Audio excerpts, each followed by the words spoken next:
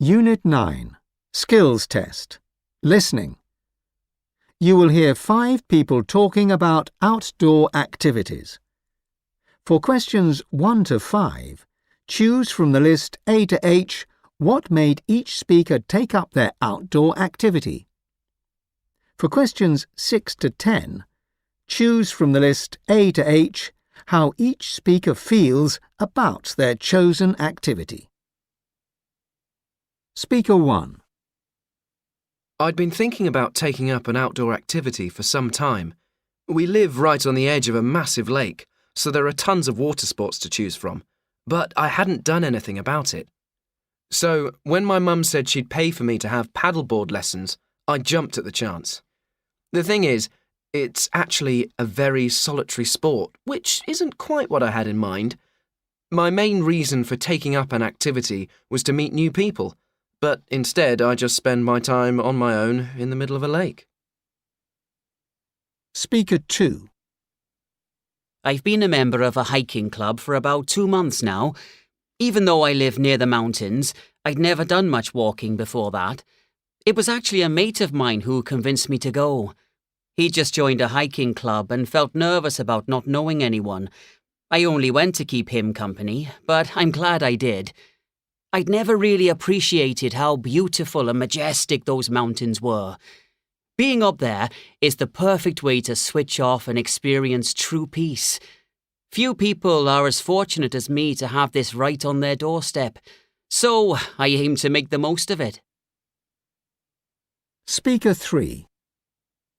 At first I was unsure about taking it up because I'd never been a particularly strong swimmer. The thing is, my friends had heard about some marked-out routes along the coast, especially designed for swimming.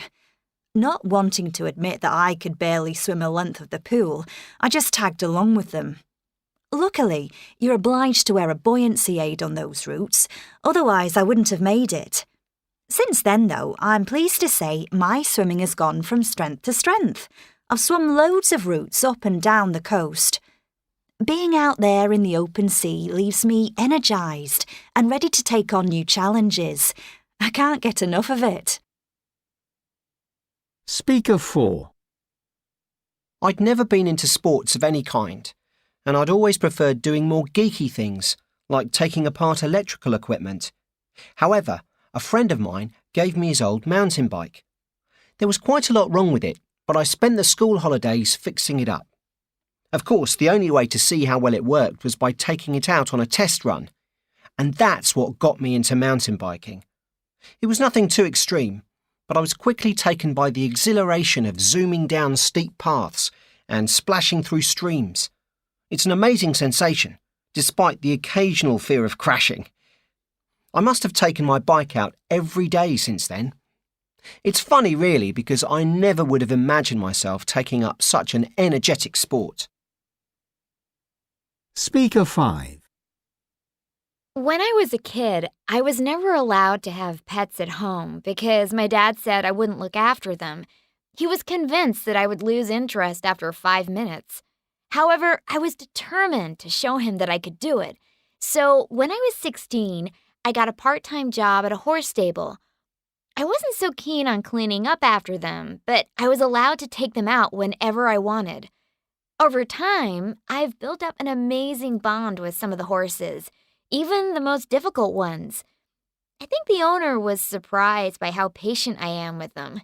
He says I'm a natural, and now my nickname at the stables is the Horse Whisperer.